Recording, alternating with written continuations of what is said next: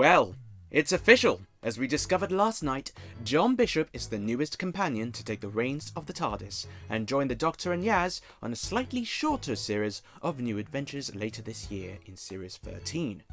You can thank the Pan-D for that. Announced in a very brief specially filmed piece, we are introduced to Dan.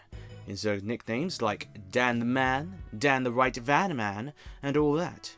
Good old simple names. Could have imagined this guy being a Luke or a George as well, but certainly not a Dominic. I'm taking that one. Until somebody else does. It's inevitable. They'll get there eventually.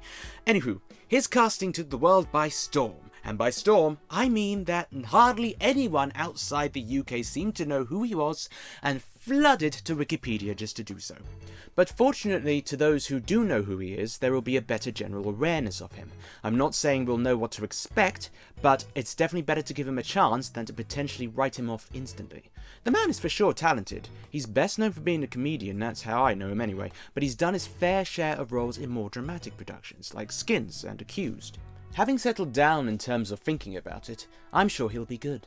He follows the same vein of comics-turned-companions from Catherine Tater's Donna Noble, Matt Lucas's Nardole, and most recently Bradley Walsh's Graham, all three of which have done incredibly well in their respective roles.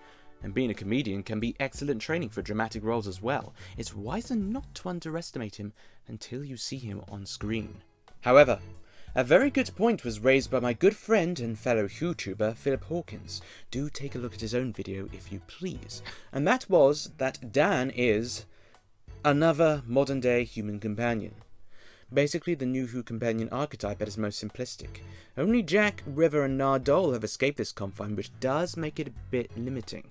I mean, imagine how much cooler it would be at this point for an olden times companion to be shown the ropes of the 21st century again, much like Jamie, or an alien companion discovering Earth culture. So many possibilities. But, nonetheless, I'm sure he'll still make a worthy addition to the TARDIS team.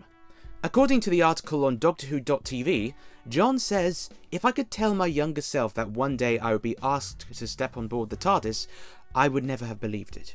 It's an absolute dream come true to be joining Doctor Who, and I couldn't wish for better company than Jodie and Mandip." And Chibnall himself says, "It's time for the next chapter of Doctor Who, and it starts with a man called Dan.